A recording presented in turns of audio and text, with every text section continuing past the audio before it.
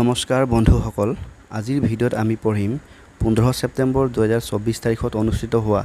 ADRE third grade পৰীক্ষাত অহা অংকৰ প্ৰশ্ন মেথছৰ প্ৰশ্নসমূহ আমি আলোচনা কৰিম। আপোনালোকে জানে তাতে আমাৰ মুঠ 35টা অংকৰ প্ৰশ্ন আহিছিলে, মেথছৰ প্ৰশ্ন আহিছিলে। তাৰে এই ভিডিঅ'ত আমি টোটেল 18টা প্ৰশ্ন আমি আলোচনা কৰিম। তো বাকী ৰৈ যোৱা 17টা প্ৰশ্ন আমি পৰৱৰ্তী ভিডিঅ' পাৰ্ট 2 ভিডিঅ' বনাই দিম, ঠিক আছে। গতিকে আমি আমাৰ ভিডিঅ'টো আৰম্ভ কৰোঁ। লগতে আপোনালোকক এটা কথা জনাই থৈ দিওঁ যে আমি প্ৰতিটো প্ৰশ্ন আমি কনচেপ্ট আকাৰে আলোচনা কৰিম। গতিকে আমাৰ কিছু প্ৰশ্নত আলোচনা কৰোঁতে অলপ সময় বেছি দৰকাৰ হ'ব পাৰে, ঠিক আছে। সেইকাৰণে আপোনালোকে কনফিউজ হ'ব নালাগে যে এটা প্ৰশ্নত ইমান টাইম লাগিছে বুলি। কিন্তু যিহেতু আমি ইয়াতে কনচেপ্টবোৰ আলোচনা কৰিম, গতিকে কোনোবা প্ৰশ্নত আমাৰ অলপ টাইম বেছিকৈ দৰকাৰ হ'ব পাৰে, ঠিক আছে। ইয়াতে যদি আপোনালোকে কনচেপ্টবোৰ শিকি লয় তেন্তে পৰীক্ষাত আপোনালোকে এইখিনি শ্বৰ্ট ট্ৰিক লগাই নিজে কম সময়ৰ ভিতৰতে সমাধান কৰিব পাৰিব, ঠিক আছে। গতিকে আমি আমাৰ প্ৰথম প্ৰশ্নটো আমি আৰম্ভ কৰিছোঁ। বন্ধুসকল, আৰম্ভ কৰিছোঁ আমাৰ প্ৰথমটো প্ৰশ্ন আমাৰ কুৱেশ্যন নম্বৰ 81 আছে, ঠিক আছে। মই প্ৰশ্নটো পঢ়িছোঁ দেই। কৈছে যে a number was increase by 40% and thereafter decrease by 40%, the net change in the number in percentage is. অসমীয়াত পঢ়িছোঁ। কোনো এটা সংখ্যাক প্ৰথমে 40% বৃদ্ধি কৰা হ'ল আৰু তাৰ পিছত 40% হ্ৰাস কৰা হ'ল। শতাংশৰ পৰিমাণত সংখ্যাটো মুঠ পৰিৱৰ্তন হৈছে। এতিয়া আমাক অপশ্যন দিছে, প্ৰথম দিছে 16% বৃদ্ধি, 16% হ্ৰাস, 32% হ্ৰাস আৰু ডি নম্বৰ অপশ্যন দিছে আমাক অপৰিৱৰ্তিত। তাৰমানে আগত যিটো সংখ্যা আছিলে এই সংখ্যাটো কি আমাৰ একো চেঞ্জ নহ'ল। মানে যদি 10 আছিলে তেন্তে 10 থাকিলে, তেনেহ'লে অপৰিৱৰ্তিত হ'ব, হয়নে নহয়। গতিকে আমাক প্ৰশ্নটো এনেকুৱা হৈছে, কথাটো বুজি লওক। আমাক যিকোনো এটা সংখ্যা বুলি কৈছে, তাতে কি হৈছে, তাক আমি 40% বঢ়াই দিম। 40% বঢ়াই পিছত যিমান আমাৰ হ'ব, উদাহৰণ হিচাপে কৈছোঁ, ধৰি লওক আমাৰ এটা সংখ্যাটো বোলে 10, ইয়াক আমি কি কৰি দিম, 40% বঢ়াই দিম। ধৰি লওক ইয়াক 40% বঢ়াই দিয়াৰ পিছত আমি বোলে ইয়াক 14 পালোঁ, ঠিক আছে। মই উদাহৰণে দিছোঁ দেই, 14 হ'ব বা তেনেকুৱা কিবা এটা হ'ব বুলি ক'ব যোৱা নাই, ঠিক আছে। তো যেতিয়া আমি 40% বঢ়াৰ পিছত যিটো সংখ্যা পালোঁ, সেই সংখ্যাটোক আমি কি কৰিম, আকৌ এই 14টোক আমি কি কৰি দিম, 40% কি কৰি দিম, হ্ৰাস কৰি দিম, ডিক্ৰিজ মানে কমাই দিম। তো ধৰি লওক বোলে 40%টো 14ক যেতিয়া 40% কমাম তেতিয়া মই পালোঁ বোলে ধৰি লৈছোঁ 8 পালোঁ, ঠিক আছে। উদাহৰণ দিছোঁ দেই, এইদে হ'ব তেনেকুৱা কথা নাই, মই কৈছোঁ সেই উদাহৰণ দিছোঁ। তাৰমানে 14ৰ পৰা যেতিয়া 40% বঢ়ালোঁ তেতিয়া সংখ্যাটো হ'লগৈ বোলে 8। এতিয়া আপোনালোকে কওক, প্ৰথম আমাৰ সংখ্যাটো হৈছিলে 10, তো যেতিয়া 40% বঢ়াই আকৌ 40% কমাওঁতে সংখ্যাটো হ'লগৈ কিমান, 8 হ'লগৈ। তাৰমানে আমাৰ সংখ্যাটো আল্টিমেটলি বাঢ়িলে নে কমিলে, তাৰমানে হ্ৰাস হ'ল। আমাৰ সংখ্যাটো কি হ'ল, হ্ৰাস মানে ডিক্ৰিজ হ'ল, হয়নে নহয়। তো ডিক্ৰিজ যে হ'ল, এতিয়া আমাক ডিক্ৰিজ যে হ'ল এইটো কি কৰিব কৈছে, এই ডিক্ৰিজটো কিমান ডিক্ৰিজ হ'ল আৰু সেইটোকো সংখ্যাত নহয়, মানে কিমান পাৰ্চেণ্টেজ ডিক্ৰিজ হ'ল এইটো আমাক উলিয়াবলৈ কৈছে। ধৰি লওক 10 আছিলে, হয় নাই, 10ৰ পৰা 8 হ'লগৈ, তাৰমানে কিমান কমিলে, 10ৰ পৰা 8 বিয়োগ কৰিলে কি হয়, 2 হয়। তাৰমানে কিমান কমিলে, কিমান ডিক্ৰিজ হৈ গ'ল, 2 হ'ল, কমিলে। এতিয়া 2টো এই প্ৰথম আমাৰ সংখ্যাটো 2টো কিমান পাৰ্চেণ্ট আছে, তো 10ৰ 2টো কিমান পাৰ্চেণ্ট হয়, 10ৰ 2টো 20% হয়,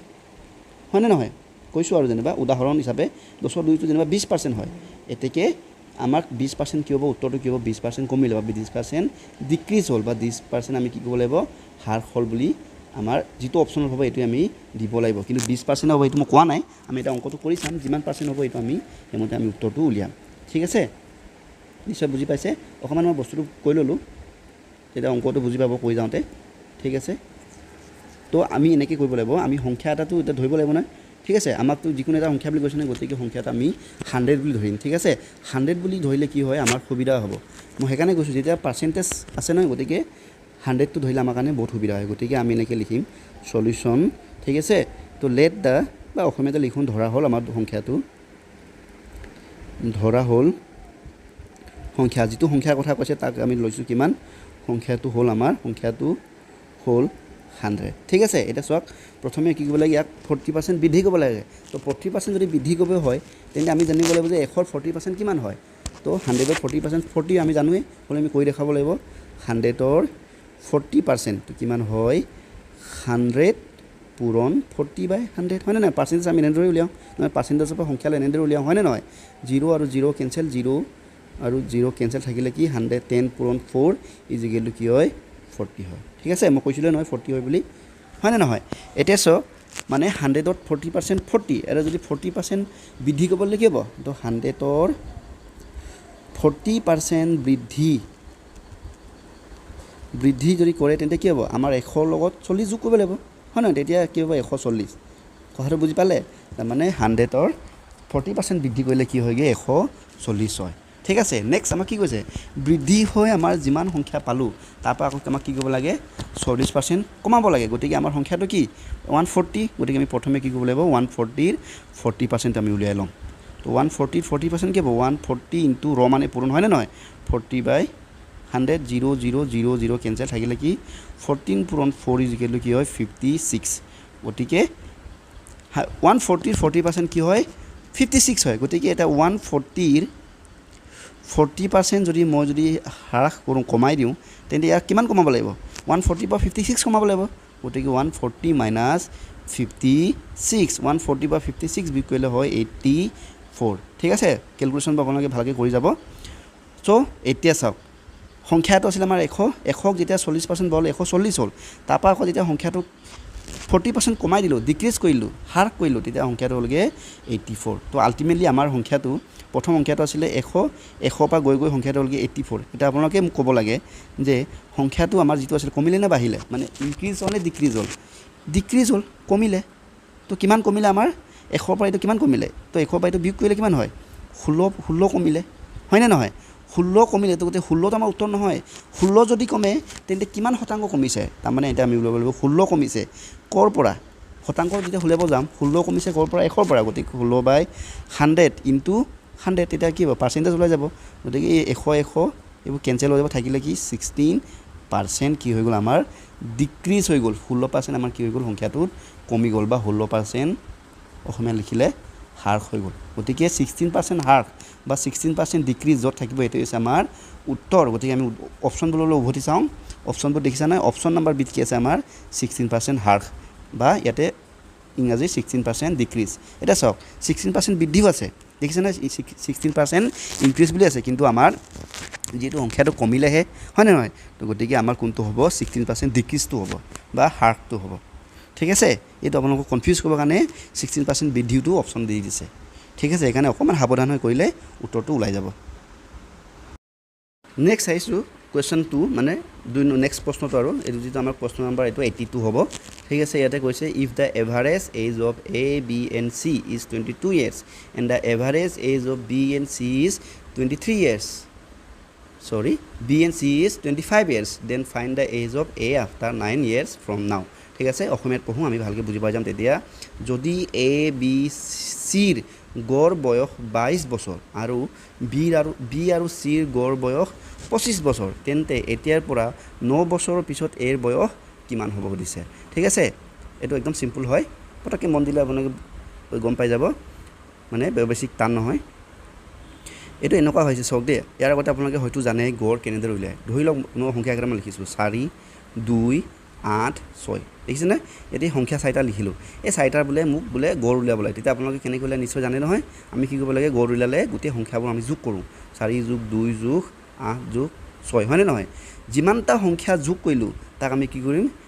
এই সংখ্যাটোৰে আমি কি কৰিম হৰণ কৰোঁ তাৰমানে 4টা সংখ্যা যোগ কৰিলোঁ গোটেই তলত কি হ'ব 4 হ'ব এই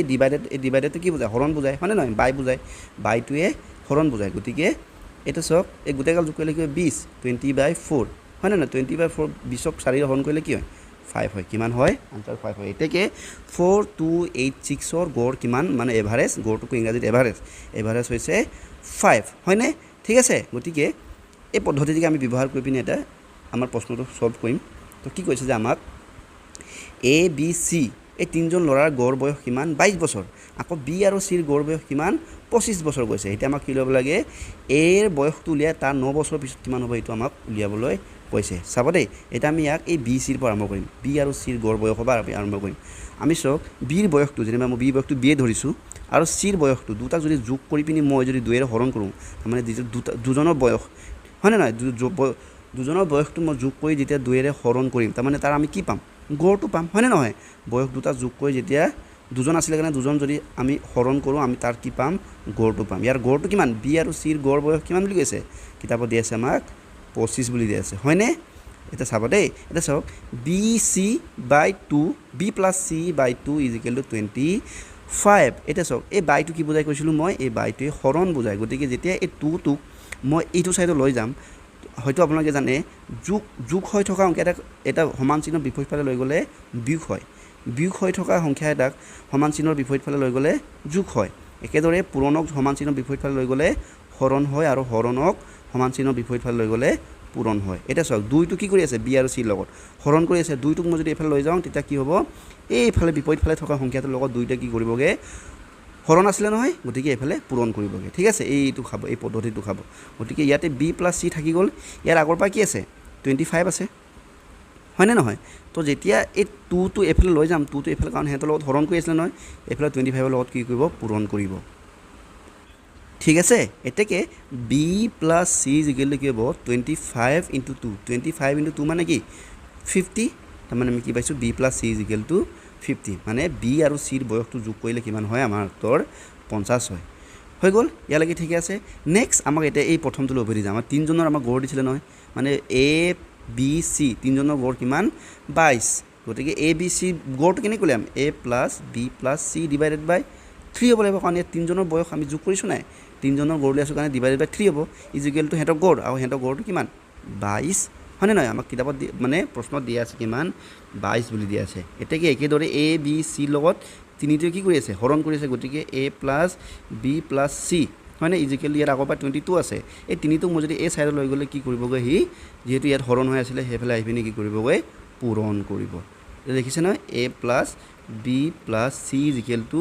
22ৰ লগত 3 পূৰণ কৰিলে হয় 66 হয়নে ইয়ালৈকে ঠিকে আছে আপোনালোকৰ এতিয়া চাব দেই এতিয়া আমি এইটোলৈ উভতি যাম এই বাকচটো চাওকচোন ইয়াতে মই কি লিখি দিছোঁ B plus C equal to কি হয় বুলি কৈছে 50 হয় বুলি কৈছে এতিয়া এই যোগফলটোত বি প্লাছ চি জেগাত মই কি লিখিব পাৰিম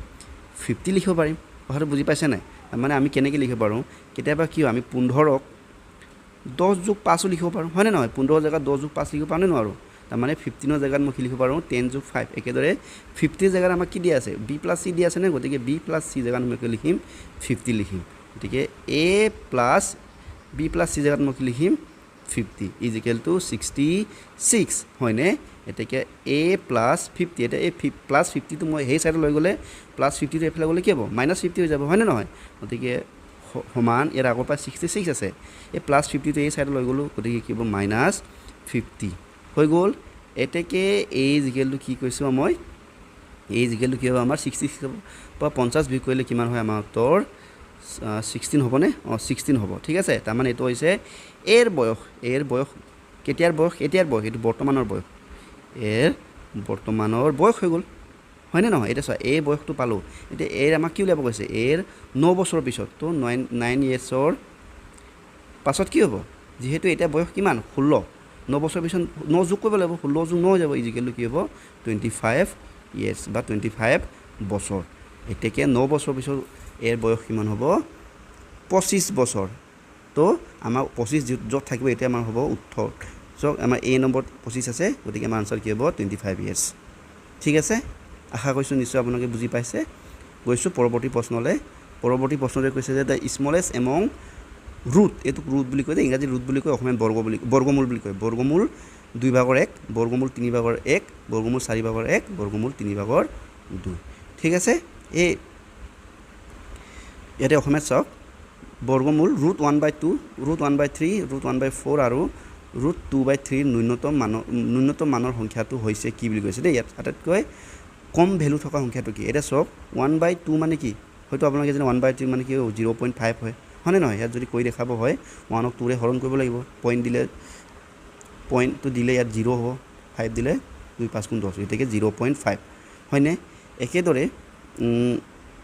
নেক্সট 1/3 আছে 1/3 মানটো হ'ব 0.33 দেই আপোনালোকে কৰি চাব পাৰে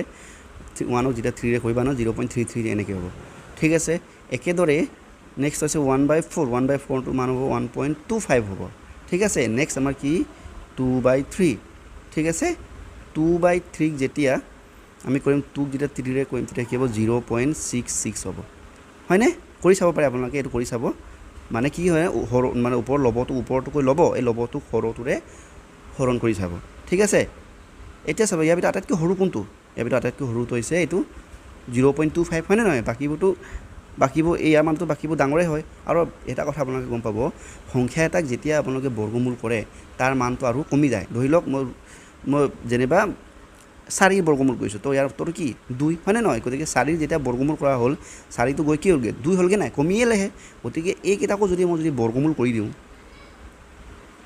এইকেইটাকো যদি মই বৰ্গমূল কৰি দিওঁ তো আল্টিমেটলি কি কমিব আৰু যাৰ সবতকৈ সৰু তাৰটো সবতকৈ সৰু হ'ব গতিকে আমাৰ আনচাৰটো কি হ'ব 1/4টোৱে হ'ব আমাৰ কি হ'ব আনচাৰ কথাটো বুজি পাইছে নহয় যেহেতু 1/4টো বাকী ভগ্নাংশবোৰ মানতকৈ আটাইতকৈ সৰু ভগ্নাংশ আৰু ইয়াক যেতিয়া আমি বৰ্গমূল কৰিম ই আৰু কমে হ'ব গতিকে আমাৰ আনচাৰটো হ'ব 1/4 সিটো হ'ব আমাৰ আনচাৰ নেক্সট চাইছোঁ কুৱেশ্যন নম্বৰ 84 ইয়াতে কৈছে যে যদি এইটো থাকি গৈছে দেই যদি x/3 is equal two y/4 is equal two z/7 হয় তেন্তে কিহৰ মানটো উলিয়াব লাগে x + y + z/z is equal two কিমান হয় আমাক মানটো উলিয়াব কৈছে দেই ঠিক আছে আমাক এনেকৈ দিছে মানে সলিউশ্যন দিছে যে x/3 is equal two y/4 is equal two z/7 তেন্তে আমাক কি উলিয়াব লাগে যে x + y + z is equal z/z is equal two কিমান হয় আমাক উলিয়াবলৈ কৈছে হয় না বন্ধুসকল ইয়াতে এটা কথা আছে এনেকুৱা ধৰণৰ যদি প্ৰশ্ন থাকে ইয়াতে একদম চমুক টিক্সটা কৈ দিছোঁ আপোনালোকক এনেকুৱা যদি হয় তেন্তে x/3 is equal two y/4 তাৰমানে ইয়াৰ অৰ্থ হৈছে x ইজ ইকুৱেল টু 3 এইটো xৰ মানটো এইটো হ'ব y মানে এইটো হ'ব ঠিক আছে আৰু y ইজ ইকুৱেল টু 4 হ'ব ইয়াৰ এটা সলিউশ্যন আছে এই মানে ইয়াৰ মানে কেলৈ হয় ইয়াৰ এটা মানে সলিউশ্যন এটা আছে কিন্তু এইটো যদি মই কৈ নেদেখাওঁ কৈ দেখালে বহুত দীঘল হৈ যাবতো তো আপোনালোকে চিম্পলকৈ মনত ৰাখিব যে xৰ মানটো 3 হ'ব y মানটো 4 হ'ব একেদৰে ইজ ইকুৱেল টু z/7 আছে নহয় তো জেটৰ মানটো কি হ'ব ইয়াতে জেটৰ মানটো কি হ'ব 7 হ'ব ঠিক আছে মই থাকিব নাই গতিকে আমাৰ ইয়াতে xৰ মানটো হ'ব এইটো হ'ব y মানটো এইটো হ'ব আৰু জেটৰ মানটো এইটো হ'ব ঠিক আছে গতিকে x is equal two 3 y is equal two 4 z is equal two 7 ঠিক আছে ইয়ালৈকে ঠিকে আছে এটা আমাক কি ওলাব কৈছে কি সমান কৈছে x + y + z মানে x মাত্ৰ পালোঁ 3 y পালোঁ 4 আৰু z মানে 7 বাই z আকৌ z মানে হৈছে 7 ইজ ইকুৱেল টু কিমান হয় আমাক উলিয়াব কৈছে নহয় গতিকে আমি কৰিম এইটো 4 আছিলে ন 4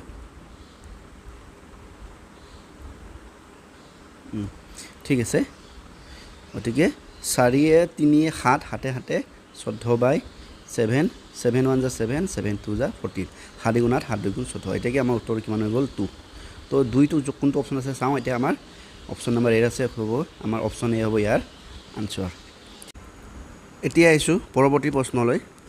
এই কুৱেশ্যন নম্বৰ 85 প্ৰশ্নটোৱে কৈছে যে 2 numbers are in ratio 2:3 and the product of their HCF and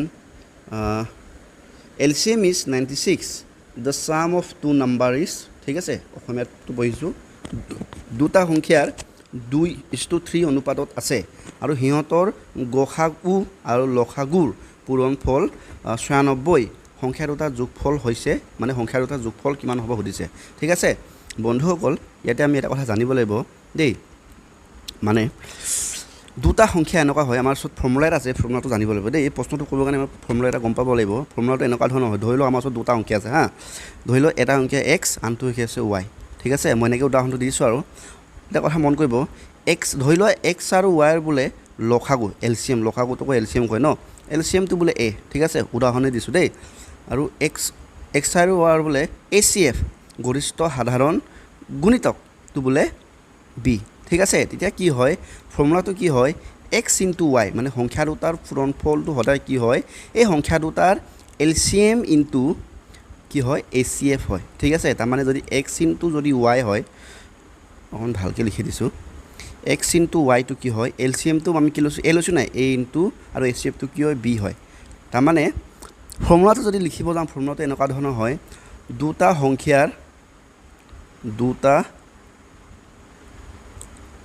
সংখ্যাৰ পূৰণফল ন পূৰণফলটো কি হয় কৈছোঁ মই যে এই সংখ্যা দুটাৰ লসাগু লঘিষ্ঠ সাধাৰণ গুণিতক পূৰণ এই সংখ্যা দুটাৰ কি হয় গৰিষ্ঠ সাধাৰণ উৎপাদক লগত সমান হয় ঠিক আছে এই ফৰ্মুলাটো আমাক এতিয়া দৰকাৰ হ'ব ঠিক আছে এতিয়া চাব এইখিনি এটা ওপৰখিনি মই মুচি দিছোঁ ইয়াতে আমাক সংখ্যা দুটা দিছে আৰু সংখ্যা দুটা দিছে মানে সংখ্যা দুটা দিয়া নাই সংখ্যা দুটাৰ আমাক অনুপাতহে দিছে কেনেকৈ দিছে এনেকৈ লিখিব লাগিব সংখ্যাৰ অনুপাত ন অনুপাতটো আমাক দিছে যে 2:3 ঠিক আছে যদি এনেকৈ যদি অনুপাতটো থাকে আমি তেতিয়া সংখ্যা দুটাক এনেকৈ ধৰিব লাগিব এটা সংখ্যাক ধৰিম ধৰি লওক ধৰা হ'ল এনেকৈ লিখিম এটা সংখ্যা হ'ল 2x ঠিক আছে আনটো সংখ্যা হ'ব ঠিক আছে আনটো সংখ্যা হ'ব এটা সংখ্যাটো নিলিখিলে নহয় এটা সংখ্যা x তো আনটো সংখ্যা হ'ব x কেলে হ'ব এটা সংখ্যা হ'ব 2x ঠিক আছে আনটো সংখ্যা হ'ব 3x ঠিক আছে ইয়াৰো এটা কথা আছে 2x 3x ৰ কথাটো কি এনেকুৱা হয় এটা সংখ্যা 2x ঠিক আছে আনটো সংখ্যা 3x দুটা যেতিয়া অনুপাত ল'ম 2x * 3x যেতিয়া অনুপাত হ'ব তাৰ মানে কি অনুপাত মানে কি বুজায় বাই বুজায় হয় না 2x / 3x তাতে ইয়াতে কি হ'ব x কেনসেল হ'ব তো আলটিমেটলি আমাৰ থাকিব কি 2/3 আকৌ 2/3 মানে কি 2:3 হয় না নহয় কথাটো নিশ্চয় বুজি পাইছে এতিয়া তাৰ মানে হেকানে আমি কি লৈছোঁ 2x অনুপাত 3x লৈছোঁ ঠিক আছে গতিকে এটা সংখ্যা আমি 2x ল'ম আনটো কি ল'ব লাগিব 3x ল'ব লাগিব ঠিক আছে এটা 2x আনটো 3x ঠিক আছে এতিয়া সব আমাক কি কৈছে প্ৰশ্নতে কৈছে যে সংখ্যা দুটাৰ পূৰণ অনুপাত আছে আৰু সিহঁতৰ গসাগু আৰু লসাগুৰ পূৰণফলটো কি হয় বুলি কৈছে 96 তাৰমানে আমি আমাৰ ওচৰত ফৰ্মুলা আছে এইটা সব এই ফৰ্মুলাটো এতিয়া হ'ব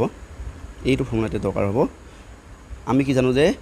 দুটা সংখ্যাৰ পূৰণফলটো হেতৰ কি হয় লসাগু পূৰণ গসাগু হয় গতিকে সংখ্যা দুটাৰ পূৰণফলটো কি এটা সংখ্যা 2x হয়নে পূৰণ আনটো সংখ্যা কি 3x গতিকে 2x * 3x আৰু আমাক প্ৰশ্ন দি আছে লসাগু পূৰণ গসাগু পূৰণ মানে তাৰ প্ৰডাক্ট মানে পূৰণফল এয়া চাওকচোন এই প্ৰশ্নটো চাওক সিহঁতৰ লসাগু আৰু গসাগুৰ পূৰণফল কিমান বুলি কৈছে 96 বুলি কৈছে গতিকে এই লসাগু আৰু গসাগুৰ পূৰণফলৰ জেগাত আমি কি লিখিব পাৰোঁ 96 লিখিব পাৰোঁ ঠিক আছে সো এটা চাব 2x * 3x মানে কি 2 আৰু x কি হৈ আছে 2 আৰু x পূৰণ হৈ আছে একেদৰে ইয়াতে পূৰণ আছে 3 আৰু x পূৰণ হৈ আছে হয়নে নহয় ইকুৱেল টু 96 একদম সিম্পলকৈ দেখাই দিছোঁ গতিকে 2 আৰু 3 পূৰণ কৰিলে 2 × 3 = 6 হয়নে নহয় x পূৰণ x কৰিলে হয় x স্কোৱাৰ হয় দেই এনেকুৱা হয় x পূৰণ x কৰিলে হয় x স্কোৱাৰ ঠিক আছে বা x পূৰণ x তিনিটা x যদি পূৰণ হয় x কিউব হয় মানে ওপৰত 3 হয় একেদৰে x পূৰণ x নিজকে 4বাৰ পূৰণ কৰিছে না গতিকে x টু দি পাৱাৰ 4 হয় ঠিক আছে এইবোৰ কয় মানে সূচক আৰু ঘাত ঠিক আছে এইটো কয় সূচক ওপৰটো কয় ঘাত ঠিক আছে বাৰু এতিয়া চাব 6x² = কি পালোঁ 96 হয়নে নহয় এটা চাওক 6 আৰু x² দুটাৰ মাজত কি হৈছে পূৰণ হৈ আছে এটা 6টো যেতিয়া মই এই সাইডত লৈ যাম তো কি হৈ যাব x² = কি হৈ যাব ই 6টোৱে কি কৰিব 96ৰ লগত কি কৰিব হৰণ কৰিব কাৰণ x² আৰু 6 পূৰণ হৈ আছে নহয় গতিকে এই xটো যেতিয়া হিটো সাইডত যাব সমান চিহ্ন বিপৰীত সাইডত গ'লে কি হৈ যাব হৰণ হৈ যাব ইয়ালৈকে ঠিকে আছে মই বাকিখিনি ইয়াত কৰি দিছোঁ ঠিক আছে তো গতিকে কি হৈ যাব x² = কি হ'ব 96/6 ঠিক আছে আকৌ এবাৰ পাতিলোঁ বাৰু তো এইটো যদি হৰণ কৰোঁ আমি 6 × 6 6 ষোল্ল 96 এতেকে x² ৰ মানটো আমি কিমান পালোঁ 16 পালোঁ এতেকে এটা চাব দেই আমাক উলিয়াব লাগে x ৰ মান উলিয়াম আমি এতিয়া x ৰ লগত ইয়াতে কি আছে স্কোৱাৰ হৈ আছে নহয় মানে x বৰ্গ হৈ আছে স্কোৱাৰটো অসমীয়াত কয় বৰ্গ যেতিয়া স্কোৱাৰটো সমান চিহ্ন বিপৰীত ফালে গুচি যায় তেতিয়া কি কৰে এই সমান চিহ্নৰ বিপৰীত ফালে থকা সংখ্যাটোৰ লগত কি কৰে বৰ্গমূল কৰে স্কোৱাৰ ৰুট কৰে তাৰমানে কি হয় x = কি হ'ব √16 ঠিক আছে এতেকে x = কি 16টো কাৰ বৰ্গমূল আপোনালোকে হয়তো জানে বৰ্গ আৰু বৰ্গমূল নিশ্চয় পঢ়িছে যদি পঢ়া নাই ইয়াৰ ওপৰত মই ভিডিও এটা দিম বাৰু তো ইয়াতে কি হৈছে 16টো 4ৰ বৰ্গমূল তাৰমানে 16 জেগাত আমি লিখিব পাৰোঁ যে 4 পূৰণ 4 হয়নে নহয় তো x = কি হয় 4 পূৰণ 4 মানে কি 4 স্কোৱাৰ হয়নে নহয় আৰু এই স্কোৱাৰটো আৰু বৰ্গমূলটো কি কাটে ঠিক আছে তো আলটিমেটলি জেগা নাইকিয়া হৈছে আলটিমেটলি x = আমি কি পাম 4 পাম ইয়ালৈকে ঠিকে আছে তো আমি x = কি পালোঁ 4 পালোঁ এতিয়া চাব এতিয়া আমি ওপৰলৈ যাম আমাৰ চোৱা আমাৰ প্ৰথম সংখ্যাটো কি আছিলে এটা চাওক এটা প্ৰথম সংখ্যাটো আছিলে 2x হয়নে নহয় সো 2x 2 আৰু x পূৰণ হৈ আছে তো আমি x ৰ মান এইমাত্ৰ কি পালোঁ 4 পালোঁ 2 × 4 হ'লে কি হ'ব 8 হ'ব তাৰমানে আমাৰ প্ৰথম সংখ্যাটো কি হৈছে 8 তো আনটো সংখ্যা কি হ'ব আনটো সংখ্যা 3x হয় তো 3 ইনটু x x মানে 4 পালোঁ 3 4 গুণ 12 ঠিক আছে তো আমাৰ সংখ্যা দুটা হ'ল এটা 8 এটা 12 আৰু আমাক প্ৰশ্নতে কি দিছে এটা ঘূৰি চাওঁ প্ৰশ্নতে কৈছে যে সংখ্যা দুটাৰ যোগফল কি হ'ব বুলি দিছে গতিকে এটা সংখ্যা 8 আনটো সংখ্যা 12 8 + 12 যদি যোগ কৰিলে হয় আনসাৰ কিমান হয় 20 হয় হয়নে গতিকে আমাৰ আনসাৰ হ'ব 20 20 টো আছে আমাৰ অপচন নাম্বাৰ বি গতিকে আমাৰ আনসাৰটো হ'ব অপচন বি ঠিক আছে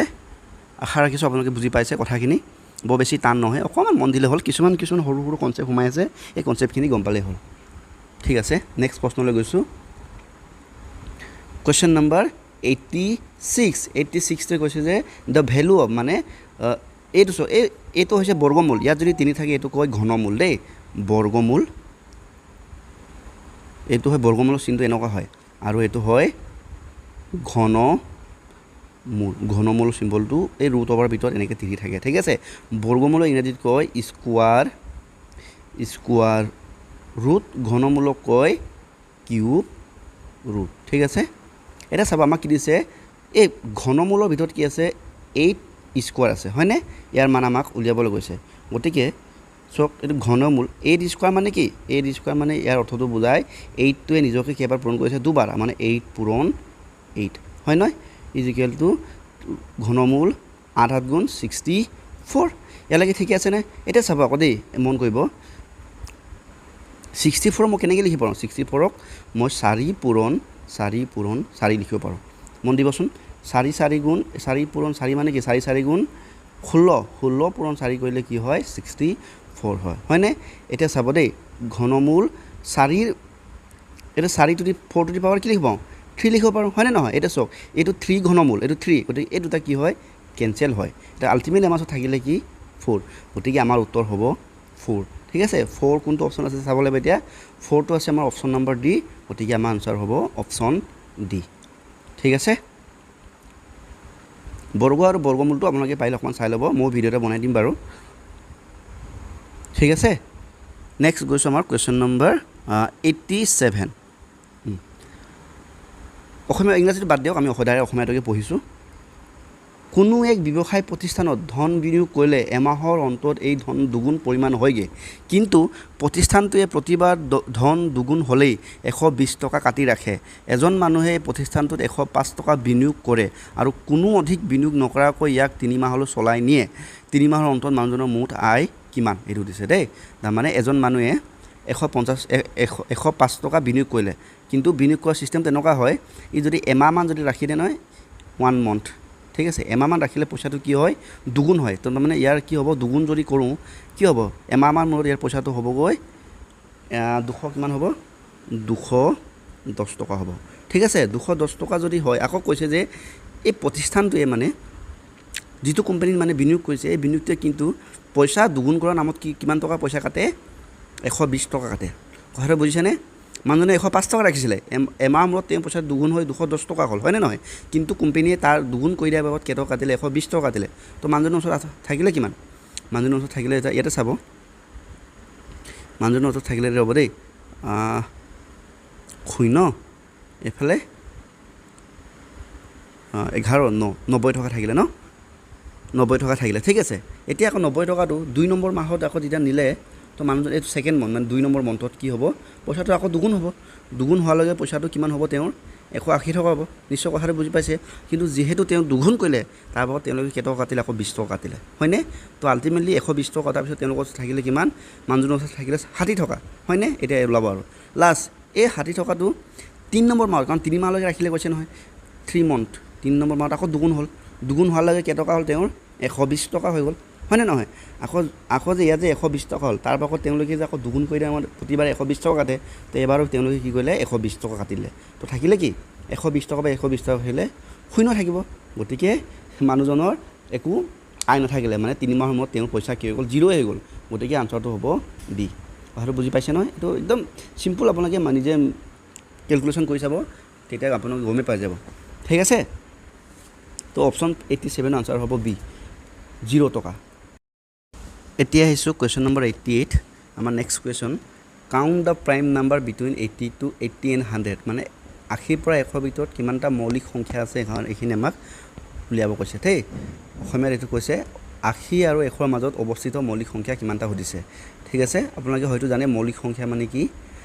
মৌলিক সংখ্যা মানে আপোনালোকে জানে ন যিবোৰ সংখ্যা অকল 1 আৰু এই নিজে সংখ্যাৰে বিভাজ্য হয় উদাহৰণস্বৰূপে 5 হয়নে নহয় 5ক 1 আৰু 5এ বিভাজ্য কৰে সেইকাৰণে মৌলিক সংখ্যা কিন্তু 4 টো চাব 4 টো 1ও বিভাজ্য কৰে 4 বিভাজ্য কৰে লগতে কি 2 বিভাজ্য কৰে এতেকে 4 টো মৌলিক সংখ্যা নহয় ঠিক আছে মৌলিক সংখ্যা হ'ব কাৰণে কি হ'ব লাগিব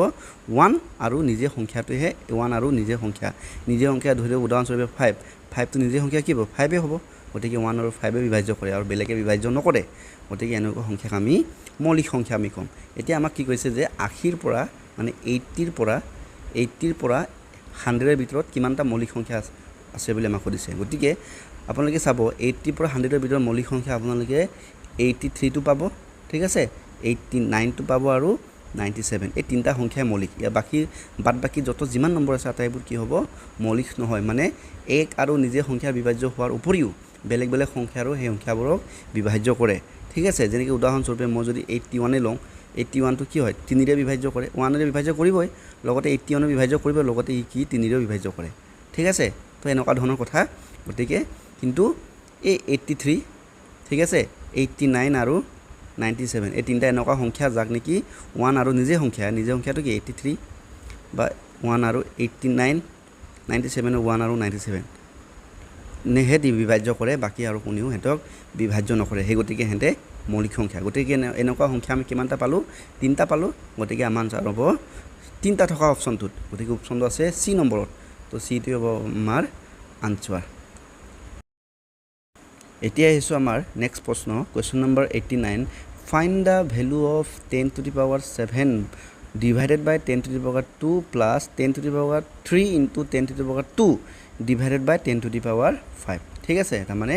এই যে 10 to the power 7 হৰণ 10 to the power 2 যোগ 10 to the power 3 পূৰণ 10 to the power 2 divided by 5 আছে তাৰ মানটো কি হ'ব আমাক ইয়াতে উলিয়াব কৈছে তো বন্ধুসকল আমি ইয়াতে এটা কথা জানিব লাগিব ইয়াতে আমি সূচক আৰু ঘাতৰ বিষয়ে জানিব লাগিব সূচক আৰু ঘাতত আমি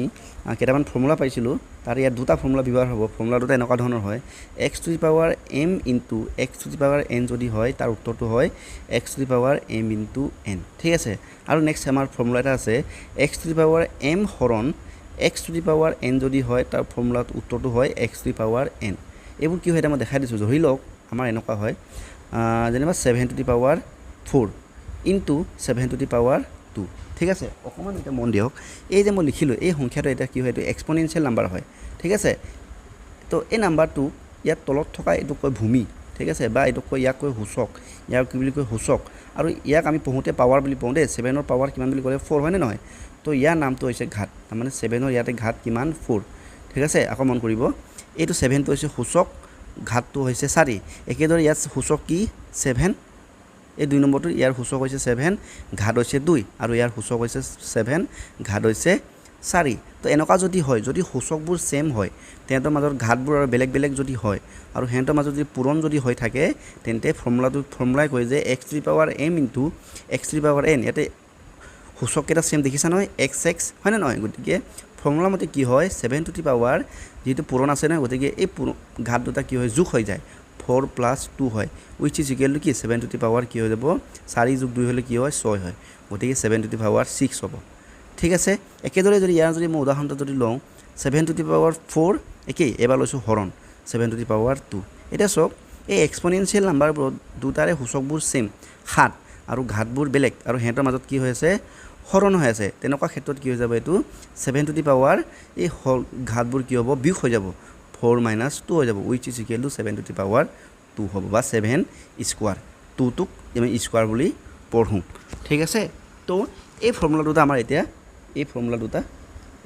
আমাৰ এতিয়া এই প্ৰশ্নটো সমাধানৰ কাৰণে ব্যৱহাৰ হ'ব দেই তো চাব প্ৰশ্নটো এবাৰ মই পাতি লওঁ এই প্ৰশ্নটো পিডিএফটো ভালকৈ নাছিলে এটো মই ঠিক কৰি লৈছো বাৰু ঠিক আছে মই সংখ্যাটো পাতি লৈছো আমাক কি দিছে যে এইটো মুছিয়ে দিছো বাৰু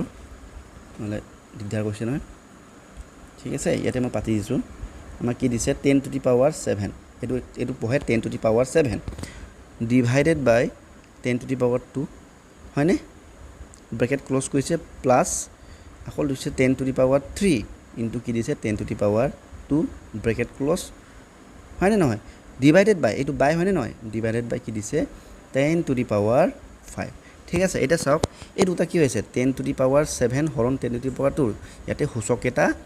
সেম আৰু ঘাতকেইটা বেলেগ আৰু হেতৰ মাজত কি হৈছে হৰণ হৈ আছে তো তেনেকুৱাতে কি ফৰ্মুলাটো কি বুলি কৈছিলো মই এই সাইডত লিখি দিছো x to the power m divided by x to the power n হলে কি হয় x to the power m minus n হয় দেই ডাঙৰ কৰি দিছো গতিকে ইয়াতে কি হ'ব 10 টু দি পাৱাৰ কি হৈ যাব 7 মাইনাছ 2 হৈ যাব কাৰণ হেতৰ মাজত কি আছে হৰণ আছে ওতে এইটো লিখিব লাগিব 10 to the power 7 minus 2 plus আছে হয় না এইটো ইয়াত শো এতিয়া ইয়াতে কি x to the power m into x to the power n কাৰণ ইয়াৰ সূচককেইটা সেম ঘাতকেইটা বেলেগ আৰু হেতৰ মাজত কি হৈছে পূৰণ হৈ আছে তো ফৰ্মুলাটো কি আছিল x to the power m into x to the power n হলে কি হয় x to the power m plus n হয় গতিকে ইয়াতে চোৱা সূচককেইটা সেম নহয় গতিকে 10 টু দি পাৱাৰ কি হ'ব ঘাতকেইটা কি হৈ যাব প্লাছ হৈ যাব 3 প্লাছ 2 হৈ গ'ল টু দি পাৱাৰ 5 হয় না নহয় ইজ ইকুৱেল টু চোৱা 10 টু দি পাৱাৰ 7 ৰ পৰা 2 গলে কি থাকে 5 থাকে 10 টু দি পাৱাৰ 5 প্লাছ এফালে আকৌ 10 টু দি পাৱাৰ 3 যোগ 2 কি 5 হ'ব এটা কি হ'ব 10 টু দি পাৱাৰ 5 এটা চাব দেই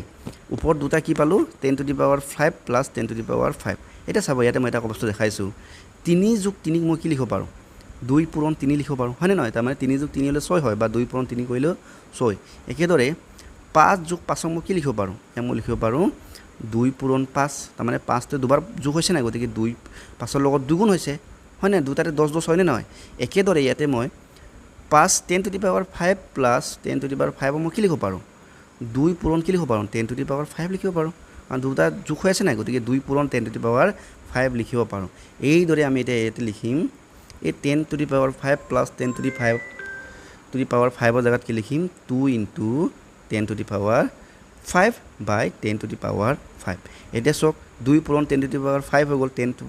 আকৌ বাই 10 টু দি পাৱাৰ 5 গতিকে দুটা কি হ'ব আমাৰ কেনসেল হয় ঠিক আছে ইয়াতে এটা কথা কৈছো a পূৰণ b বাই যদি a থাকে তেনে a কেনসেল হয় কিন্তু a যোগ b বাই a যদি থাকে a কেতিয়াও কেনসেল নহয় দে এটো ভুল হয় হেতু মন ৰাখিব দুটা মাজত পূৰণ থাকিলেহে একে সংখ্যাবোৰ কি হয় কাটাকাটি হয় ঠিক আছে এটো মন ৰাখিব এবোৰ সৰু সৰু কথা বহুত গুৰুত্বপূৰ্ণ কথা হয় সংকৰ ঠিক আছে এতিয়া আমাৰ আলটিমেটলি থাকিলে কি থাকিলেগে 2 গতিকে আমাৰ 2টো হ'ব ইয়াৰ উত্তৰ এতিয়া আমি অপচনলৈ ভতি যাম ক'ত 2 আছে 2টো আছে আমাৰ অপচন সি গতিকে আমাৰ আনসাৰ হ'ব অপচন সি তলত লিখি দিছো মই অপচন সি নেক্সট প্ৰশ্ন if a is to b is equal to 3 হয় ঠিক আছে then 144 is to 36 b হলে কিমান হয় বুলি কৈছে ঠিক আছে 144 a is to 36 b হলে আমাক কিমান হ'ব আমাক উলিয়াবলৈ কৈছে ঠিক আছে যদি a অনুপাত b is equal to 3 ইয়াতে ইকুৱেল টু টাইম দি দিছো তেন্তে 144 a অনুপাত 36 b মান কিমান হ'ব বুলি কৈছে ঠিক আছে এটো একদম সিম্পল হয় পটকে হৈ যাব a অনুপাত b মান কি দিছে আমাক 3 দিছে এটা চাব a অনুপাত b মানে কি a by b a by অনুপাতৰ জায়গাত b মানে বাই লিখিব পাৰো হয়নে নহয় তো এটো 3 বাই কি হ'ব তলত যদি একো না থাকে এটো সদায় কি হয় 1 হয় দেই তলত 1 তো আমি সাধাৰণতে নিলিখো কিন্তু 1 এটা থাকে ঠিক আছে তাৰ মানে আকৌ এটো উল্টাকে আকৌ লিখিবলৈ a অনুপাত b হলে কি হয় আমাৰ 3:1 হয় এতে কি চক a মানটো কি এতে 3 আৰু b মানটো কি b মানটো 1 তো আমাৰ কি সমান উলিয়াব কৈছে 144a 144a তাৰ মানে 144a মানে 144 ইনটু a হৈ আছে ঠিক আছে একেদৰে হিটো কি হিটো কিমান আমাৰ অনুপাত এটো সমান চিন দিলে নহব এটো অনুপাত হ'ব 36 আছে নেকি ঠিক আছে 36 ইনটু b হৈ আছে ঠিক আছে 36 b মানে 36 ইনটু b তো 144 a মানে আমি কেন পালো 3 পালো হয়নে is to 36 ইনটু b মানে 1 ইয়ালৈকে ঠিক আছে এটা অনুপাত মানে কি 144 is to 3 by 36 into 1 মানে না অনুপাতৰ জায়গা আমি বাই লিখিব পাৰো এটা সব আমি কটাকটি কৰিম 3 1 গুণ 3 কি আছে 3 12 36 হয় না নহয় আকৌ 12 1 গুণ 12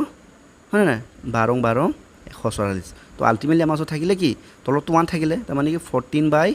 1 14 into 1 মানে 1 14 তলত 1 থাকিলে আকৌ 14 by 1 মানে কি 14 তলত 1 থাকিলে আমি নিলিখো মানে 1 আছে আৰু গতিকে আমাৰ আনসাৰ হ'ব 14 গতিকে সৰি 12 12 এ বলেছিলে 14 হ'ব এটো 12 হ'ব 12 12 এ 44 শ্রাম এটো 12 হ'ব লাগে দে এটো ভুল লিখি পালো নহয় এটো 12 হ'ব লাগে 12:1 হ'ব লাগে তাৰমানে 12 পূৰণ 12 কৰিলে 144 হয় ঠিক আছে তো 12/1 ইজ মানে কি হ'ব 12/1 মানে 12 হয় ঠিক আছে গতিকে আমাৰ আনসাৰটো 12 ক'ত আছে 12 আছে বি গতিকে বি টো হ'ব আমাৰ আনসাৰ ন নেক্সট আমি যাম question number 91 the fraction equivalent to the recurring number এটো 2.19 হ'ব লাগে দেই ইজ কিমান হ'ব লাগে মানে 2.19 ৰিকাৰিং নাম্বাৰ বুজিছা নহয় পোনাপনিক সংখ্যাৰ 2.19 ডেছ বা 12ৰ সমতুল্য ভগ্নাংশ কি হয় ইয়াতে এটা এইটো উলিয়া কেইবাটাও পদ্ধতি আছে তাৰে মই মেইন পদ্ধতিটো মই দেখাই দিছোঁ দেই এটা ইয়াত শৰ্টকাট কিছুমানো আছে কিন্তু মেইন যিটো পদ্ধতিটো এনেকুৱা ধৰণৰ হয় আমি একচুৱেলি এনেকৈ সলিউশন চাবা আসল পদ্ধতিটো মই দেখাই দিছোঁ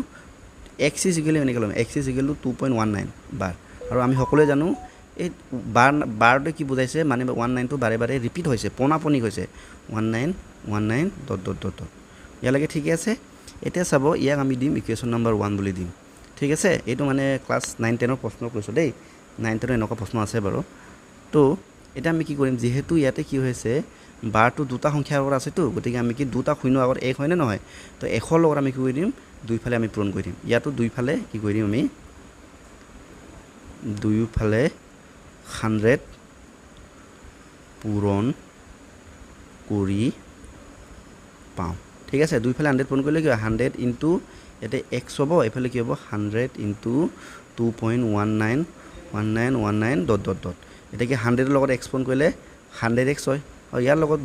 100 ৰ লগত 2.19 এইটো পূৰণ কৰিলে কি হ'বগে 2.19 দশমিকটো দুই ঘৰ পিছলৈ যাব হয় নে নহয় 0.1919 ডট ডট ডট এইটো দিম ইকুৱেশ্যন নম্বৰ 2 আমি কি কৰিম ইকুৱেশ্যন 2 লগত ইকুৱেশ্যন 1 আমি বিয়োগ কৰি দিম ইকুৱেশ্যন 2 টো কি হয় 100x মাইনাছ এফালে কি x ইজ ইকুৱেল টু আমাৰ কি আছিল এইটো x টো লিখিব লাগে দেই ইজ ইকুৱেল টু কি হয় ইকুৱেশ্যন 2 টো 19.1919 dot dot dot minus 2191919 dot dot dot হৈ গ'ল এতিয়া 100x পৰা x মাইনাছ কৰিলে কি হয় 99x হয়নে নহয় এতিয়া চাব ইয়াৰ পৰা এইটো মাইনাছ কৰোঁচোন মাইনাছ টেটটো দেখাই দিছোঁ মই 219.191919 ডট ডট ডট এইফালে কি আছে 2.191919 ডট ডট ডট 9 পৰা 9 বিকিলে 0 এইফালে 0 এইটো 19 হ'ব লাগিছিলে ন সবটো 0 0 হ'ব হয়নে নহয় দশমিক 219 ৰ পৰা 2 বিয়োগ কৰিলে কি হয় 219 ৰ পৰা 2 বিয়োগ কৰিলে হয়গৈ আমাৰ কি হয় 217 হয়নে তো আল্টিমেটলি আমাৰ এইটো আনসাৰ হ'ব 217.00 তাৰ মানে পইণ্টৰ পিছত 00 থাকিলে তাৰ ভ্যালু নাই গতিকে এইটো আমি নিলিখাই ভাল এতেকে x ইজ ইকুৱেল টু কি আছিলে x ইজ ইকুৱেল টু কি যাব দুটা পূৰণ হৈ আছে নহয় 99 এফালে লৈ গ'লে 217/99 আৰু x টো কি আছিলে আমাৰ চোৱাচোন আমি x মানে কি ধৰিছিলোঁ 2.19 ধৰিছিলোঁ নাই মানে x ৰ জেগাত আমি কি লিখিব পাৰোঁ 2.19 বাৰ ইজ ইকুৱেল টু কি হ'ব 21799 এইটোৱে আছে ইয়াৰ আনসাৰ তো এইটো আনসাৰ ক'ত আছে আমি চাম এতিয়া 217/99 টো ক'ত আছে এইটো আছে আমাৰ কোৱেশ্চন অপশ্যন নম্বৰ বি ঠিক আছে ইয়াৰ এটা শৰ্টকাট আছে এটা আছে এই শৰ্টকাটটো মই দেখাইছোঁ দেই কিন্তু একচুৱেলি আচলতে একচুৱেল নিয়মটো এইটোৱে হয় ঠিক আছে কিন্তু এটা আজিকালি যেহেতু সময়টো বচাবৰ কাৰণে শৰ্টকাট এটা আছে শৰ্টকাটটো মই দেখাই দিছোঁ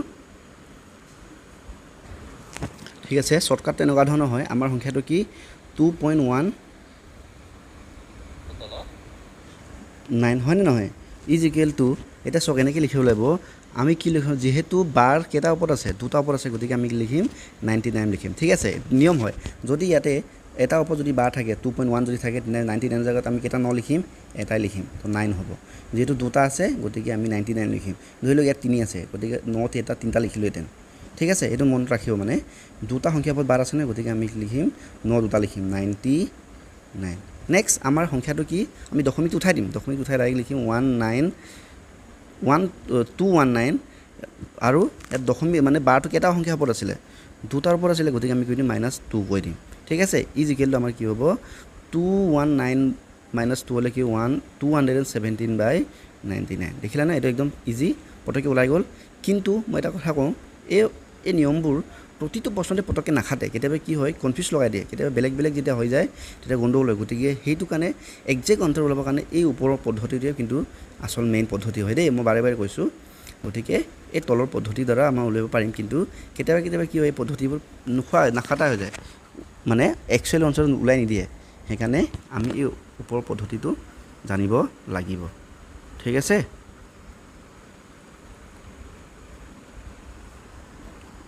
নেক্সট প্ৰশ্ন আহিছোঁ কৈছে কি ডাইৰেক্ট অসমীয়াতে পঢ়িছোঁ আৰু 2 to the power 6 3 to the power 5 4 to the power 4 5 to the power 3 সংখ্যাকেইটা সৰ্বোচ্চৰ মানৰ সংখ্যাটো কি হ'ব মানে ইয়াৰ ভিতৰত এই যে আমাক 2 to the power 6 আছে হয়নে নহয় 3 to the power 5 আছে 4 to the power 4 আছে আৰু 5 to the power 3 আছে নহয় এইকেইটাৰ ভিতৰত আটাইতকৈ ডাঙৰ কোনটো এটা চবৰে মান উলিয়াই চাওঁ 2 to the power 6 মানে কি দুই কেইবাৰ পূৰণ হ'ব ছবাৰ পূৰণ হ'ব এইটো আপোনালোকে নিশ্চয় জানে 1 2 3 4 5 6 2 2 গুণ 4 4 2 গুণ 8 8 2 গুণ 16 16 2 গুণ 32 32 2 গুণ 64 হয়নে এইটো আমাৰ 2 to the power 6 টো মান কিমান পালোঁ আমি 64 পালোঁ একেদৰে 3 to the power 5 টো কি হ'ব 3 পূৰণ 3 পূৰণ 3 পূৰণ 3 এইটো চাওক 3 3 গুণ 9 3 3 গুণ 9 9 গুণ 81 পূৰণ 3 হয়নে নহয় ইজিকেলি কি হ'ব 273 ঠিক আছে একেদৰে 4 4 4 to the power 4 মানে কি 4 পূৰণ 4 পূৰণ 4 পূৰণ 4 4 4 যা 16 এফালে পূৰণ 4 4 যা 16 এনেকৈ পূৰণ কৰি চাবা আৰু পটককৈ তো 16 পূৰণ 16 কি হয় আমাৰ 6 6 গুণ 36 6 উখলে 3 6 গুণ 6 গুণ 9 হয়নে নহয় 6 3 9 16 15 156 ইয়াৰ মানটো কি হ'ব ৰ'বা 156 একেদৰে এইটো চোৱা 5 পূৰণ 5 পূৰণ 5 ইজিকেলি কি হয় 25 পূৰণ 5 ইজিকেলি কি 125 তো আল্টিমেটলি আমাৰ উত্তৰ কোনটো বেছি হ'ল এইটো 64 এইটো 273 এইটো 156 এইটো 125 তো আনচাৰটো হ'ব 273 তাৰমানে কোনটো হ'ব আমাৰ 3 to the power 5 আমাৰ আনচাৰটো কি হ'ব 3 to the power 5 ৰ মানটো আটাইতকৈ বেছি যাৰ অপশ্যনটো হ'ব অপশ্যন নাম্বাৰ বি ঠিক আছে next question number 94 the base and height of a right angle triangle are equal in magnitude and the length of the third side is 2√2 centimeter the area of triangle is এটা সমকোণী ত্ৰিভুজৰ ভূমি আৰু উচ্চতাৰ দৈৰ্ঘ্য সমান তৃতীয় বাহুৰ দৈৰ্ঘ্য কি কৈছে 2√2 সেন্টিমিটাৰ ত্ৰিভুজটোৰ ক্ষেত্ৰফল মানে এৰিয়া দেই এৰিয়া মানে হৈছে কালি ঠিক আছে অসমীয়াত কালি বুলি কয় কেতিয়াবা ক্ষেত্ৰফল বুলিও কয় ঠিক আছে এনেকুৱা হৈছে মানে আমাৰ ৰাইট এংগল ট্ৰায়াঙ্গল হয়তো চিনি পায় সমকোণী ত্ৰিভুজ এটা ত্ৰিভুজ য'ত এটা ত্ৰিভুজ য'ত এটা কোণৰ মান সমকোণ মানে হৈছে 90 ডিগ্ৰী ধৰি লওক এই কোণটো 90 ডিগ্ৰী ঠিক আছে এটাকে এই ত্ৰিভুজটো আমি কি বুলি ক'ম সমকোণী ত্ৰিভুজ বুলি ক'ম এটা চাওক এই সমকোণী ত্ৰিভুজটোৰ ইয়াক কয় ভূমি বা বেছ ঠিক আছে এই বেছটো যিমান আছে ঠিক আছে এইটো কয় উচ্চতা ইয়াক কয় এইচ উচ্চতা হাইট ঠিক আছে বা ইয়াক কয় পাৰপেণ্ডিকুলাৰ বুলি কয় ঠিক আছে পাৰপেণ্ডিকুলাৰ ঠিক আছে হাইট বুলি কৈছোঁ ঠিক আছে তো বেছ আৰু হাইটৰ মানটো বুলি সমান যদি বেছৰ মান যদি x হয় হাইটৰ মানো x হ'ব আৰু এইডাল কয় অতিভুজ ইয়াক কয় ইংৰাজীত কয় আকৌ হাইপটেনাছ ঠিক আছে হাইপটেনাছ বুলি কয় এইডালৰ এই অতিভুজডালৰ জোখটো কি বুলি কৈছে আমাক অতিভুজডালৰ জোখটো বোলে 2√2 সেন্টিমিটাৰ বুলি দিছে ঠিক আছে অতিভুজডালৰ জোখটো কিমান 2√2 সেন্টিমিটাৰ এটাকে আমাক এই ত্ৰিভুজটোৰ কি উলিয়াব লাগে কালি উলিয়াব লাগে ঠিক আছে আমাক এনেকৈ লিখিছে সলিউশন গিভেনবোৰ লিখি লওঁ গিভেন আমাক কি দিছে অতিভুজডালৰ মান দিছে ন 3 নম্বৰ বাহুটো অতিভুজ হৈ গ'ল অতিভুজডালৰ মান কি দিছে আমাক অতিভুজডালৰ বাহু মানটো দিছে 2√2 সেন্টিমিটাৰ আৰু হাইট আৰু ভূমি দিয়া নাই গতিকে আমি হাইটক যদি x যদি লওঁ ইয়াৰ যিটো ভূমি হাইট বুলি লৈছে উচ্চতাই লিখিছোঁ বাৰু উচ্চতাটো মই x লৈছোঁ তেন্তে ইয়াৰ ভূমিটো কি হ'ব কাৰণ উচ্চতা আৰু ভূমিটো সমান গতিকে ইয়াৰ ভূমিও কিমান হ'ব ভূমিও হ'ব x ঠিক আছে এতিয়া আপোনালোকে হয়তো জানে পাইথাগোৰাছ সূত্ৰৰ বিষয়ে পঢ়িছে এটা সমকোণী ত্ৰিভুজত পাইথাগোৰাছৰ সূত্ৰই খাটে আৰু পাইথাগোৰাছৰ সূত্ৰই কয় যে অতিভুজ ঠিক আছে অতিভুজৰ যিটো স্কোৱাৰটো কি হয় কাৰ লগত মিলে বুলি কৈছে উচ্চতা স্কোৱাৰ প্লাছ ভূমি স্কোৱাৰৰ লগত সমান বুলি কৈছে ঠিক আছে মই প্ৰশ্নটো আকৌ ভালকৈ বুজাই দিছোঁ আমাক এই যিটো সমকোণী ত্ৰিভুজটোৰ ভূমি আৰু উচ্চতা মানটো আমাক দিয়া নাই যদি কৈছে যে সিহঁতৰ মানকেইটা সমান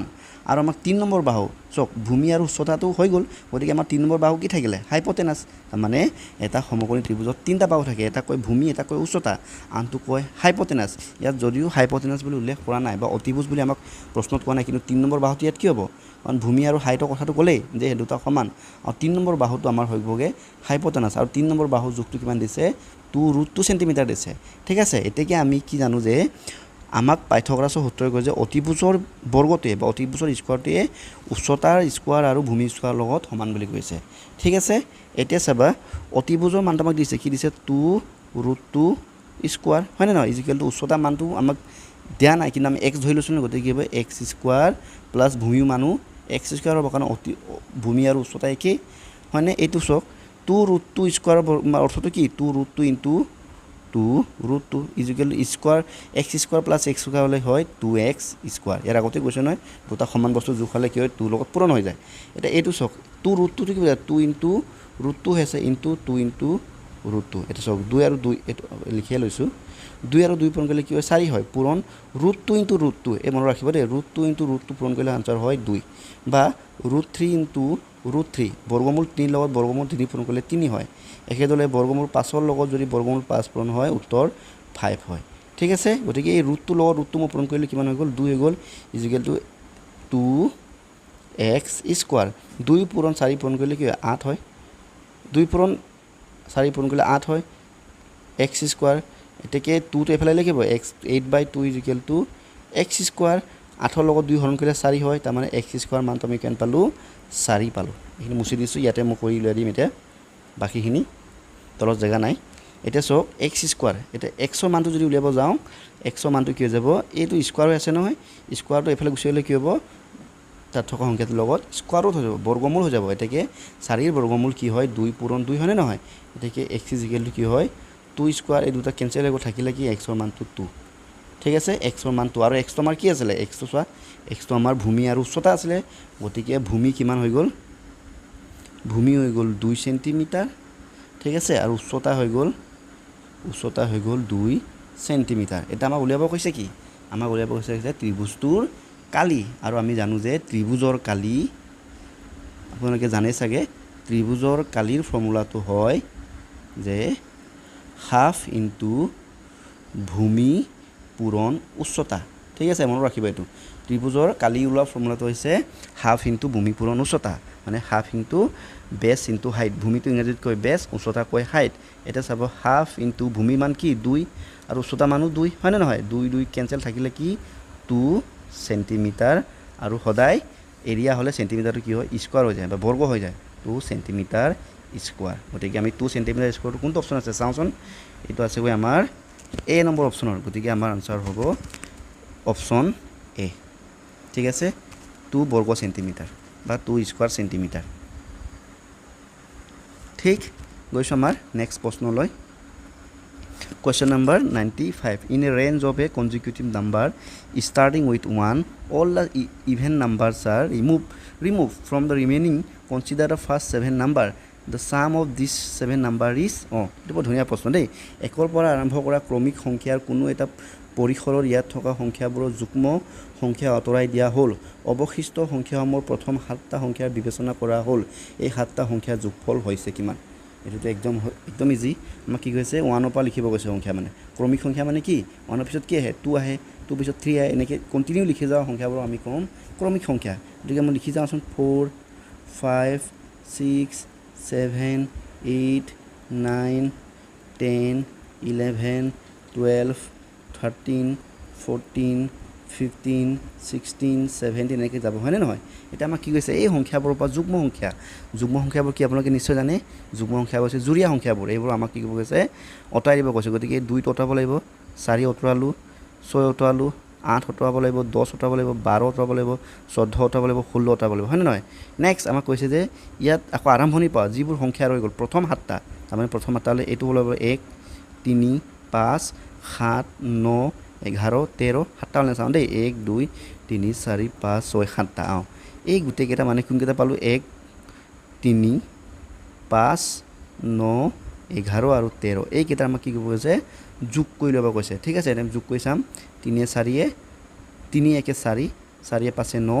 9 নে 18 হয়নে নহয় ইয়ালৈকে আমি 18 পালোঁ 18 যোগ আকৌ 11 আৰু 13 যোগ কৰিলে কি হ'ব 24 ইয়ালৈকে ঠিক আছে এটা 18 প্লাস 24 কৰিলে কি হ'ব 8 4 12 2 উপৰিলে 1 2 কে 3 42 ঠিক আছে গতিকে আমাৰ আনসাৰ হ'ব 42 অপশন আছে অপশন নম্বৰ ডি তো এটো হল আমাৰ 95 ৰ আনসাৰ এতিয়া আহিছো কোৱেশ্চন নম্বৰ 96 প্ৰশ্নটো কৈছে two numbers ৰবা A and B are first added and squared to get C. In the next step, B is subtracted from A and the result is squared to get D.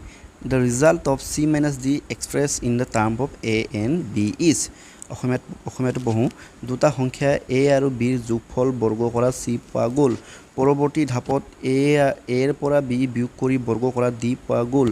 C minus D A আৰু B প্ৰকাশ কৰিলে প্ৰকাশিত ৰাশিটো হ'ব তো option আমাক দিছে এইখিনি ভিতৰত কোনটো আমাক উলিয়াব কৈছে দেই তো এটো এনেকৈ কৰিব লাগিব আমাক কি দিছে যে কৈছে আৰু যে A আৰু B যেতিয়া যোগ কৰি হেতক কি কৰিব কৈছে বৰ্গ কাক এটো স্কয়াৰ বৰ্গ মানে স্কয়াৰ দেই ঠিক আছে বৰ্গ মানে এটো মানে পাৱাৰটো কি হয় 2 হৈ যায় কইলে উত্তৰ কিমান হয় বুলি কৈছে C হয় বুলি কৈছে একেদৰে আমাক কি কৈছে A পৰা যেতিয়া বিয়োগ কৰিম আকৌ ইহাতক যেতিয়া স্কয়াৰ কৰিম বৰ্গ কৰিম তেতিয়া উত্তৰটো কি হয় বুলি কৈছে D হয় বুলি কৈছে ঠিক আছে এটা আমাক কি কৈছে C - D মানটো আমাক উলিয়াবলৈ কৈছে ঠিক আছে এটা C মানটো কি A + B whole square minus এফালে কি D মানটো কি A - B হোল স্কয়াৰ এতিয়া আমি সক দেই এটা আমাৰ ফৰ্মুলা লাগি যাব A + B হোল স্কয়াৰ মানে কি A square plus twice AB plus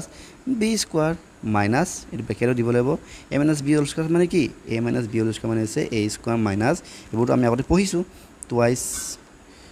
A আৰু B টো ক্যাপিটাল আছে না AB প্লাস B স্কয়াৰ হৈ গল এটা চাব A square plus 2AB plus B square এটা ব্ৰেকেটটো খুলিলে কি হ'ব মাইনাসটো সবকে পূৰণ কৰিব এটো A ৰ আগত একোনে মানে প্লাস আছে গতে প্লাসে মাইনাসে মাইনাস A স্কয়াৰ আকৌ A মাইনাস আৰু মাইনাস কি হ'ব মাইনাসে প্লাস এটো হ'বগৈ আমাৰ প্লাস ৰব প্লাস 2AB এটো প্লাস আৰু মাইনাস প্লাসে মাইনাসে মাইনাস B স্কয়াৰ এনেৰে ব্ৰেকেটটো আমি খুলিব লাগিব এটা চাওক এটা মন কৰক এটো A স্কয়াৰ এটো একোনে মানে প্লাস A স্কয়াৰ এটো মাইনাস A স্কয়াৰ A পৰা A স্কয়াৰ বিয়োগ কৰিলে কি হ'ব মানে A স্কয়াৰ পৰা A স্কয়াৰ বিয়োগ কৰিলে কি হয় 0 হয় তাৰ মানে কি 3 পৰা 3 যদি বিয়োগ কৰা আনসাৰ 0 হয় নে নহয় একেদৰে A পৰা A বিয়োগ কৰিলে কি হ'ব 0 হয় বা A স্কয়াৰৰ পৰা A স্কয়াৰ যদি বিয়োগ কৰি আনসাৰ 0 হয় ঠিক আছে গতিকে আমি A ৰ পৰা এছো A ৰবা ঠিক আছে A স্কয়াৰৰ পৰা A গ'ল গতিকে দুটা কেনসেল হৈ গ'ল একেদৰে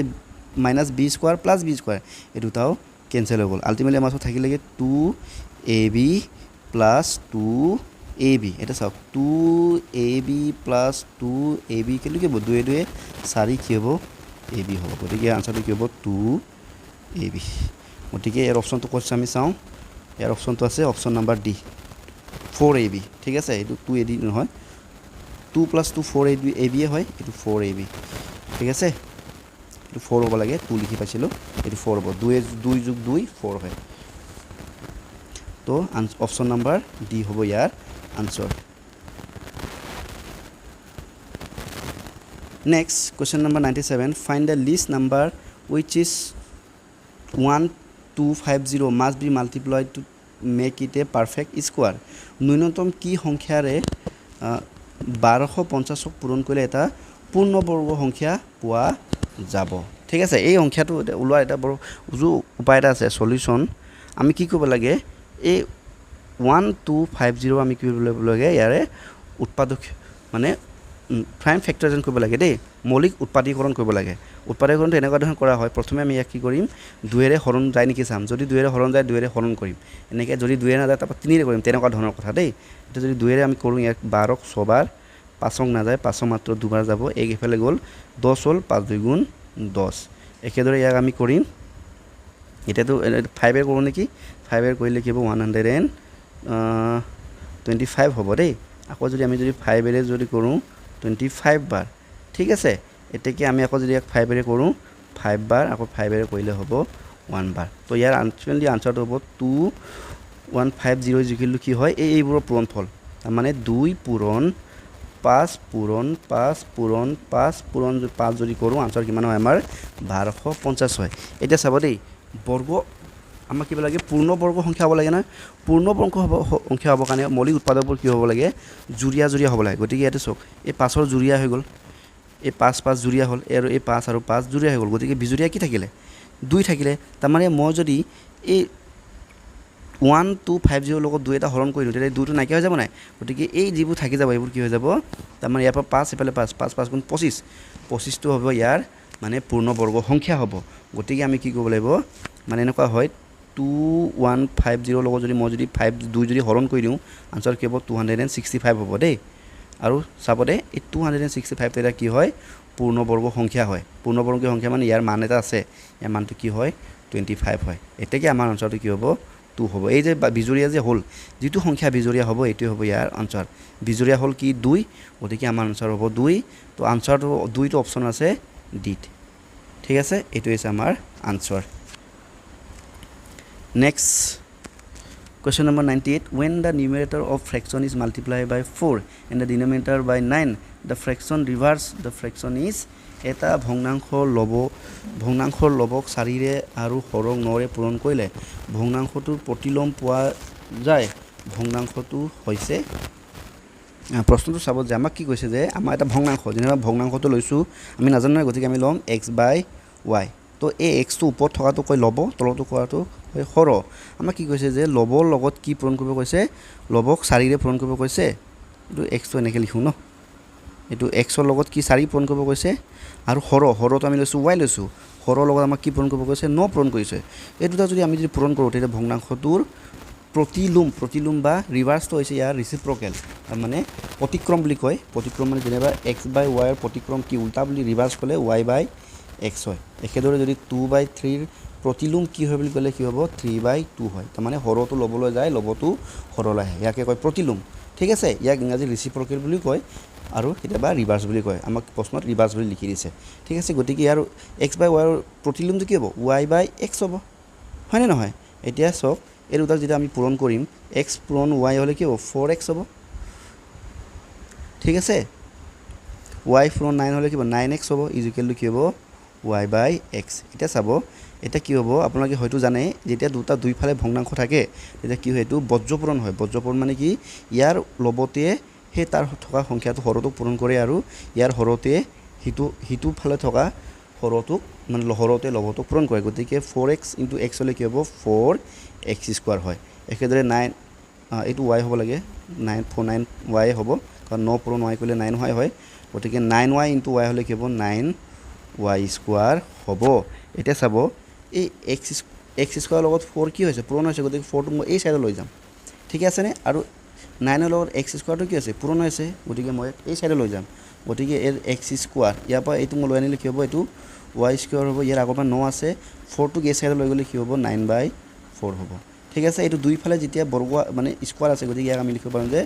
x by y to the power whole square is equal to 9/,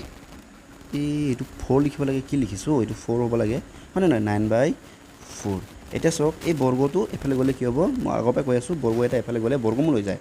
গতিকে এফালে গলে কি হ'ব বৰ্গমূল 9/4 এটা আপোনালোকে হয়তো জানে x by y is equal to 9 ৰ বৰ্গমূল 3 হয়